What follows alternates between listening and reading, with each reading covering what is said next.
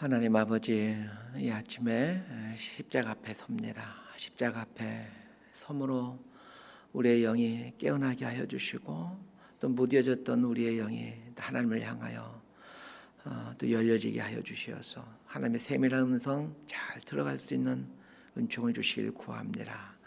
우리가 십자가에 예수님과 함께 못 박힌 자임을 오늘도 기억하며, 오늘도 내 안에 살아계신 예수 그리스도 그분만이 드러나고 그분만이 내 삶을 통하여 나타나게 되어지는 이 하루가 될 수 있도록 은혜를 내려 주옵소서. 예수님 이름으로 기도드리옵나이다. 아멘. 하나님 말씀은 시편 109편 1절에서 15절입니다. 시편 109편 1절에서 15절까지 말씀 번갈아 가면서 읽습니다. 제가 먼저 읽겠습니다. 내가 찬양하는 하나님이여, 잠잠하지 마옵소서. 그들의 악한 입과 거짓된 입을 열어 나를 치며 속이는 혀로 내게 말하며 또 미워하는 말로 나를 두르고 까닭없이 나를 공격하였음이니이다. 나는 사랑하나 그들은 도리어 나를 대적하니 나는 기도할 뿐이라. 그들의 악으로 나의 선을 갚으며 미워함으로 나의 사랑을 갚았사오니 악인이 그를 다스리게 하시며 사탄이 그의 오른쪽에 서게 하소서. 그가 심판을 받을 때에 죄인이 되어 나오게 하시며 그의 기도가 죄로 변하게 하시며 그의 연수를 짧게 하시며 그의 직분을 타인이 빼앗게 하시며 그의 자녀는 고아가 되고 그의 아내는 과부가 되며 그의 자녀들은 유리하며 구걸하고 그들의 황폐한 집을 떠나 빌어먹게 하소서. 고리대금하는 자가 그의 소유를 다 빼앗게 하시며 그가 수고한 것을 낯선 사람이 탈취하게 하시며 그에게 인애를 베풀 자가 없게 하시며 그의 고아에게 은혜를 베풀 자도 없게 하시며 그의 자손이 끊어지게 하시며 후대에 그들의 이름이 지워지게 하소서. 여호와는 그의 조상들의 죄악을 기억하시며 그의 어머니의 죄를 지어버리지 마시고 15절 함께 읽습니다. 그 죄악을 항상 여호와 앞에 있게 하사 그들의 기억을 땅에서 끊으소서. 아멘. 이 시편 109편은 다윗의 시인데 내용이 상당히 당황스럽습니다. 6절부터 15절까지를 보면 지금 누군가를 저주해달라고 하나님께 간구하고 있습니다. 시편에는 종종 누군가를 저주하는 일명 저주시가 등장합니다. 이런 저주시 앞에서 이렇게 누군가를 저주해도 되는가? 라는 질문을 하게 됩니다. 단도직입적으로 묻겠습니다. 우리도 하나님께 기도하면서 하나님, 누굴 벌해 주십시오. 누굴 좀 망하게 해 주십시오. 이런 기도를 해도 되는 것일까요? 이 질문에 대한 답은 이제 설교를 들으시면서 여러분 스스로가 찾으시기를 바랍니다. 먼저 이 시편의 배경을 보겠습니다. 이 시편의 저자는 다윗입니다. 다윗의 시라고 분명하게 표기되어 있습니다. 이 시를 보면 다윗이 어떤 악한 사람을 저주하고 있는데 그 악한 사람이 누구인가라는 질문이 생깁니다. 다윗의 인생에서 다윗을 힘들게 했던 사람들이 몇 명이 있는데 그 사람들 중에 한 사람이 이 시편에서 저주를 받게 해달라는 그 대상자일 것입니다. 이 시편에 등장하는 이 저주의 대상자가 누구인지를 알기 위해서는 그 대상자가 저지르고 있는 그 악함의 모습들이 무엇인지를 볼 필요가 있습니다. 2절과 3절이 지금 다윗이 저주하고자 하는 이 대상자의 갖고 있는 어떤 특징입니다. 자, 2절과 3절 말씀 함께 봅니다. 시작. 그들이 악한 입과 거짓된 입을 열어 나를 치며 속이는 혀로 내게 말하며 또 미워하는 말로 나를 두르고 까닭없이 나를 공격하였음이니이다. 자, 2절을 보면 다윗을 고통스럽게 하는 사람이 단수가 아니라 복수임을 알게 됩니다. 2절을 보면 그들이 이렇게 말하고 있습니다. 다윗을 고통스럽게 했던 사람들의 두 번째 힌트는 말로 다윗을 후려치는, 말로 다윗을 고통스럽게 하는 사람이었다는 겁니다. 악한 입과 거짓된 입으로 다윗을 때리고 있는 사람이 지금 다윗이 지금 이 저주하고자 하는 이 대상자입니다. 이런 힌트를 기반으로 학자들은 이 시편의 대상자가 사울과 그의 추종자들 혹은 시므이와 그의 추종자들 혹은 아히도벨과 그의 추종자들이라고 얘기를 합니다. 분명 이들 중에 한 사람이 이 시편의 대상자이거나 아니면 이들 모두가 다 대상자일 가능성도 있습니다.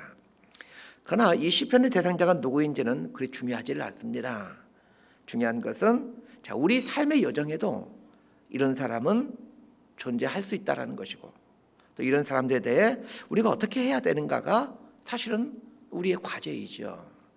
1절 말씀 함께 읽습니다. 시작.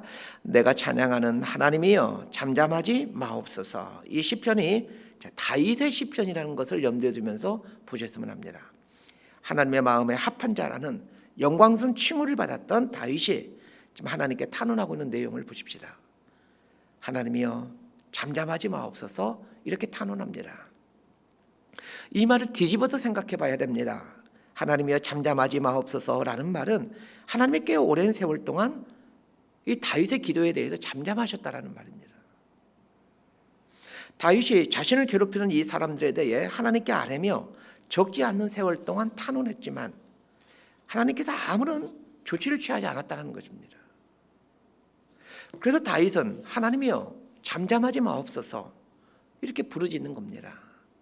하나님이 다윗의 간구에 잠잠한 기간이 어느 정도인지는 알 수는 없지만 분명한 사실은 어느 상당한 기간 동안 하나님께서 다윗의 기도에 잠잠하셨다는 겁니다.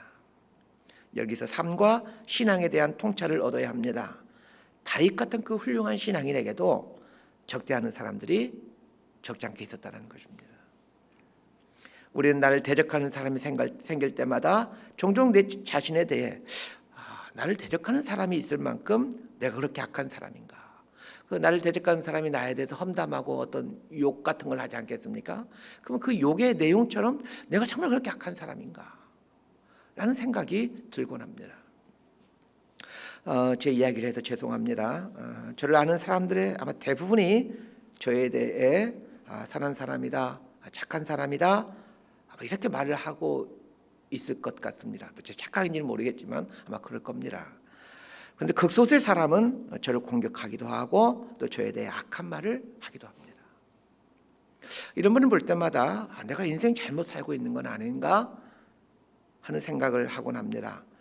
곰곰이 생각해 보았습니다. 언제부터 나를 대적하고 나에 대해 험담하는 사람이 생겼는가를 한번 생각해 보았습니다.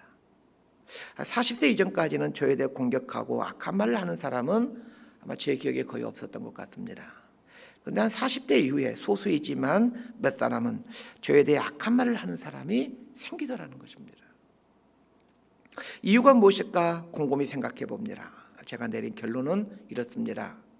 내가 어떤 조직이나 공동체에서 무엇인가를 결정할 수 있는 결정권자가 된 이후에 나를 대적하고 공격하는 사람들이 생기더라는 것입니다. 리더는 무엇인가를 결정해야 되는 사람인데 그 리더가 내리는 결정은 모든 사람들을 만족시킬 수가 없고 그래서 누군가에게는 섭섭함을 갖게끔 한다는 것입니다. 어느 모임에서 이제 그 강남에서 목회하는 한 목사님을 만나게 되었는데 그 목사님이 그분이 목회하는 이제 교회에 등록한 한 성도님 이야기를 해주셨습니다. 이 성도님이 이제 이 교회에 새로 등록하게 됐는데 이분이 이제 이전 교회에서 상처를 받아서 그 교회를 나와 이제 이 목사님이 목회하는 교회에 오게 되었는데 그 이전 교회 담임 목사님께 상처를 받고 교회를 나와 이제 이 목사님이 목회하는 교회에 등록하게 되었답니다. 이 성도님이 그 상처를 받았다고 하는 그 교회와 그 교회 담임 목사님은 제가 참 존경하는 목사님이시고 또 우리 한국 교회가 다 칭찬하는 교회 목사님이십니다. 우리는 모두가 다 알고 있는 그 분당의 그 교회입니다. 제가 분당의 그 유명한 교회 목사님과 약간의 친분이 있어 그분에 대해서 아는데 그 목사님이 그럴 분이 아니신데 그 성도님은 그 훌륭한 목사님께 상처를 받았다는 겁니다. 곰곰이 생각해 봅니다. 이렇게 훌륭한 목사님도 성도에게 상처를 주는구나 라는 생각을 하게 되었습니다. 그런데 결정권자가 되면 본의 아니게 누군가에게 상처를 줄 수밖에 없고 그래서 누군가에게 공격을 받게 된다는 것입니다. 다윗도 마찬가지입니다. 하나님으로부터 하나님 마음에 합한 사람이다라는 영광스러운 칭찬을 받은 유일한 사람인데, 이런 다윗을 대적하고 공격하는 사람들이 있더라는 것입니다. 그래서 우리는 나를 대적하고 공격하는 사람이 생길 때 가장 먼저 해야 될 것은, 혹 내가 다른 사람들로부터 공격을 받을 만한 그런 죄를 짓고 있는 건 아닐까라는 생각을 가장 먼저 함으로, 나에게서 잘못을 찾으려고 해야 되겠지만, 그러나 나에게 잘못이 없어도 사람은 상처받을 수 있다는 것을 알아야 합니다. 결정권자가 되면 본의 아니게 누군가로부터 공격을 받는다는 것 알아야 합니다. 순장을 하더라도 순에서 어떤 결정을 하게 되면 그것으로 인해 상처받는 순원이 생길 수 있습니다. 사단이 원하는 것이 무엇이겠습니까? 상처받았다고 하는 순원이 생기게 함으로 이 순장님을 하여금 이 순장 생활을 그만두게 하는 것입니다. 그래서 꼭 기억해야 됩니다. 결정권자가 되면 부득이하게 누군가에게 상처를 줄 수도 있다는 것을 알고, 그리하여 사단의 계략에 넘어가면 안 된다는 것을 꼭 기억하셔야 됩니다.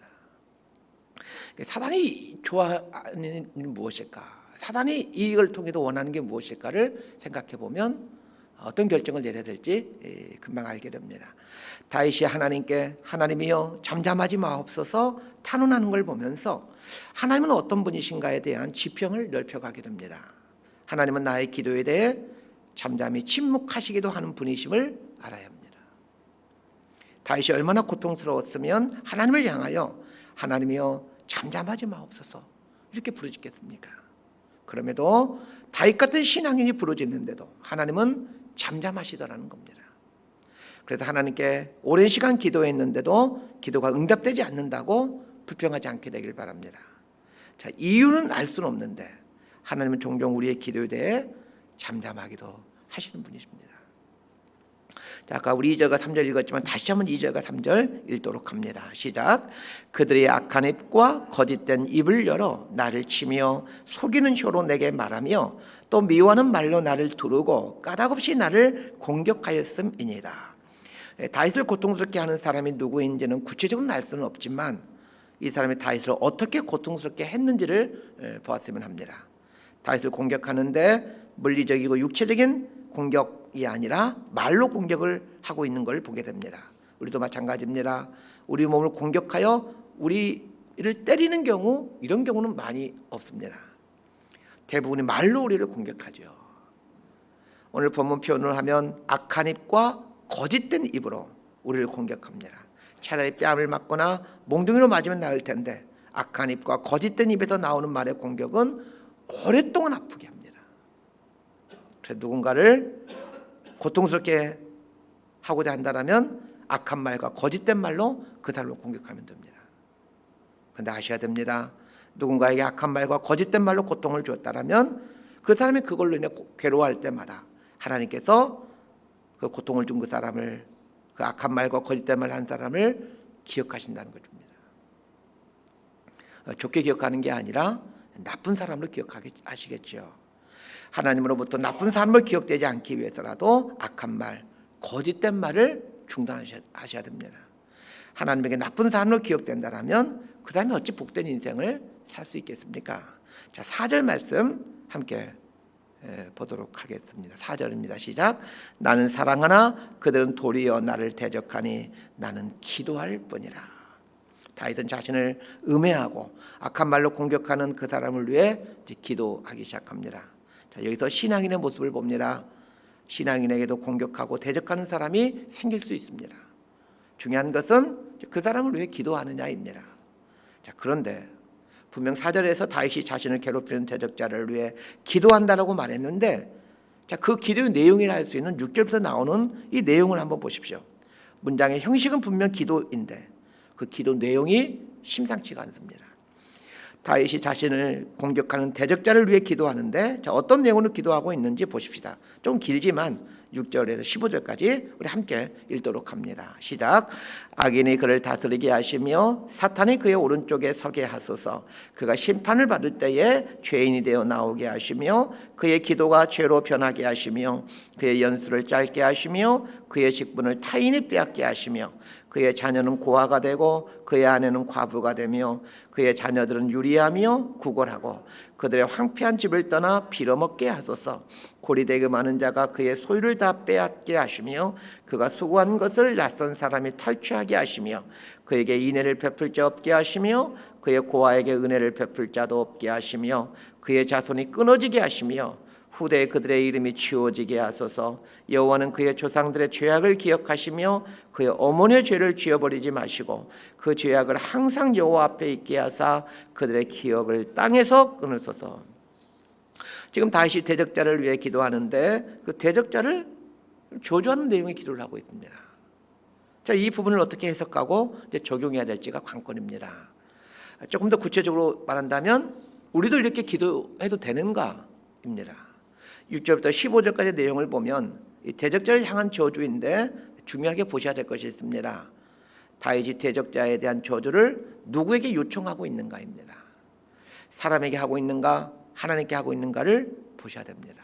자, 서두에서 이 시의 배경을 두고 다윗을 대적하는 사람이 이제 사울과 사울의 추종자들, 아니면 아히도벨과 아히도벨의 추종자들, 아니면 시므이와 시므이의 추종자들일 것이라고 말씀드렸습니다. 자, 사울과 다윗의 이야기 우리가 잘 알고 있죠. 한번 생각해 보십시다. 사울이 다윗을 죽이기 위해 가진 방법을 동원할 만큼 사울은 다윗을 그렇게 미워했습니다. 다윗에게 사울은 분명 대적자입니다. 그런데 다윗이 사울을 죽일 수 있는 두 번의 기회 앞에서 어떻게 합니까? 은혜를 베풉니다. 만약 이 시가 사울이 이 대상자라면, 즉 사울의 악행에 대해 탄원하는 시라면 다윗은 하나님께는 대적자인 사울을 저주하고 심판해달라고 요청하고 있지만 정작 그 대상자인 사울에게는 은혜를 베풀고 있다는 것을 알게 됩니다. 두 번이나 죽일 수 있는 기회가 있었지만 그를 살려주지 않습니까? 자, 시므이를 한번 대입해 보십시다. 이 시편에 등장하는 대적자가 시므이와 그 일당이라고 생각해 보십시다. 다윗이 압살롬의 반역으로 인해 피난을 갈 때 시므이가 다윗을 쫓아오면서 다윗을 저주합니다. 그 저주 내용이 얼마나 추악했던지 다윗의 부하들이 듣고 있다가 다윗에게 당장 저놈을 쳐 죽이게 해달라고 간청합니다. 그런데 다윗이 시므이를 죽이지 말아라 라고 하면서 시므이에게 은혜를 베풉니다.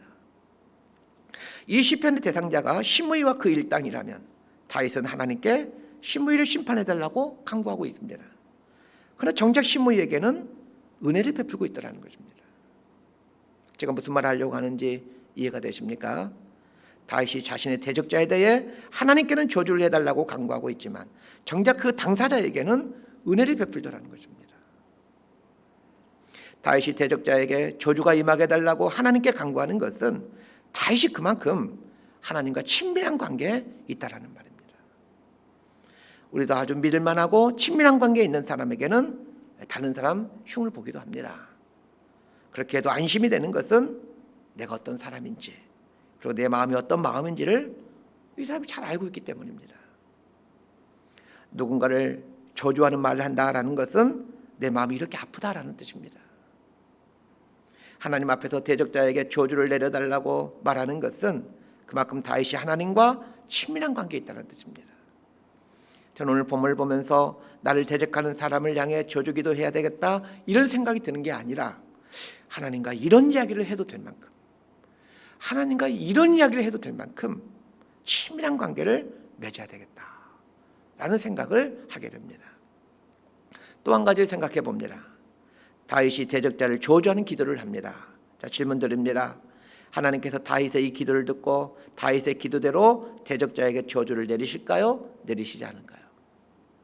그건 알 수 없습니다. 그러나 그 사람에게 저주가 내렸다라면 다윗이 기도했기 때문에 저주를 내는 것이 아닙니다.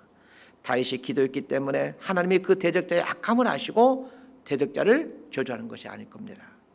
다윗이 기도하지 않아도 하나님은 그 대적자의 악함을 잘 알고 계십니다. 다윗이 저주해달라고 기도하지 않아도 하나님 보시기에 저주를 받을 만하다고 판단되면 저주하십니다. 그러면 다윗은 도대체 이 기도를 통해서 무엇을 이루고자 하는 것일까요? 하나님의 정의입니다. 달리 말하면 하나님의 나라가 실현되게 해달라고 기도하는 겁니다. 생각해 보십시오. 다윗의 대적자가 누구인지는 알 수 없지만 여러 가지 정황상 분명 악인이면 틀림이 없습니다. 그런데 그 악인이 형통하게 되면 이 세상은 하나님의 나라와 점점 더 멀어지게 됩니다. 악인이 형통하게 되면 사람들은 이 악인의 형통을 보면서 이 악인의 행동을 따라하게 됩니다. 저렇게 살아도 복받구나 하면서 말입니다. 악한 사람들이 많아질수록 이 세상은 하나님의 나라와 점점 더 멀어져 가게 됩니다. 다윗의 기도의 핵심은 하나님 나라의 실현입니다. 악한 자에게 저주가 내려 사람들이 악한 자의 길을 가지 않도록 해달라는 하나님 나라 확장에 대한 염원입니다. 말씀 정리합니다. 사람을 가장 뼈아프게 하는 때림은 말의 때림입니다. 악한 말과 거짓된 말의 때림은 너무나도 아프고 오랫동안 지속됩니다. 악한 말과 거짓된 말을 하는 습관을 그래서 끊으셔야 됩니다. 오늘 본문은 악한 말과 거짓된 말을 하는 사람에게 하나님의 저주가 임하게 된다는 걸 말하고 있습니다. 악한 말, 거짓된 말, 속이는 말, 미워하는 말 중단하셔야 됩니다. 자, 두 번째로 결단할 것이 있습니다. 하나님과 어떤 말을 해도 괜찮을 만큼 하나님과 친한 관계를 맺는 겁니다. 저희 매형이 한 분 계시는데 목사님이십니다. 가까운 곳에서 목회하고 있는데 노예도 저랑 같은 노예에 있기 때문에 자주 보고 또 가까이 있기 때문에 자주 만나서 밥도 같이 먹고 이야기도 많이 합니다. 상담을 전공해서 상담 목회를 합니다.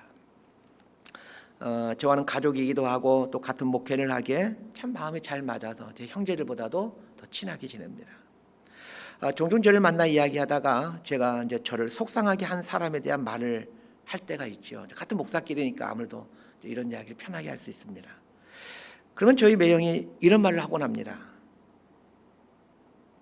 에이 그 새끼. 다른 사람하고 이야기하면서는 이런 말을 절대로 하지 않을 겁니다. 그런데도 저하고 이야기할 때는 종종 아이 그 새끼 이런 말을 합니다. 아이 그 새끼. 이 말의 의도가 무엇이겠습니까? 속상해하고 있는 저에게 그놈 때문에 얼마나 마음이 아프냐 그런 뜻 아닙니까? 저는 한 번도 저희 매형이 아이 그 새끼 하는 말 앞에서 어떻게 목사가 욕을 해 이런 생각 해본 적 없습니다. 도리어 아이 그 새끼라는 말이 제 마음에 깊은 위로가 됩니다. 평상시에 시도 때도 없이 욕을 하는 사람이라면 또 욕하네 이런 생각을 하겠지만 평상시에 전혀 욕과는 상관없이 사는 사람이 아이 그 새끼 라는 말을 하니까 그게 위로가 됩니다. 저는 다윗이 하나님께 기도하면서 하나님 저 싸가지 없는 저놈 또 어떻게 좀 해주세요. 아무 거리낌 없이 이런 말을 하는 것을 보면서 하나님과 정말 친밀한 관계를 맺고 있는 이 다윗을 보게 됩니다. 우리도 하나님과 이런 친밀함을 누리게 되기를 진심으로 소망하고 축복합니다. 기도하겠습니다. 하나님, 악한 말과 거짓된 말과 속이는 말로 다른 사람에게 고통을 주는 악한 삶을 살지 않게 되기를 원합니다. 하나님과 편하게 이야기할 수 있는 친밀함 갖고 살기를 원합니다. 사는 동안 혹 사람들에게는 미움을 받기도 하겠지만 하나님과 친밀함을 누리며 살게 된다면 참 복된 인생이라는 것 알고 있습니다. 말이 새어나갈까 걱정하지 않아도 되는 하나님과 무슨 말이라도 할 수 있을 만한 편한 관계를 맺고 살아가는 친밀함의 복을 누리며 살게 하여 주옵소서. 예수님 이름으로 기도드리옵나이다. 아멘.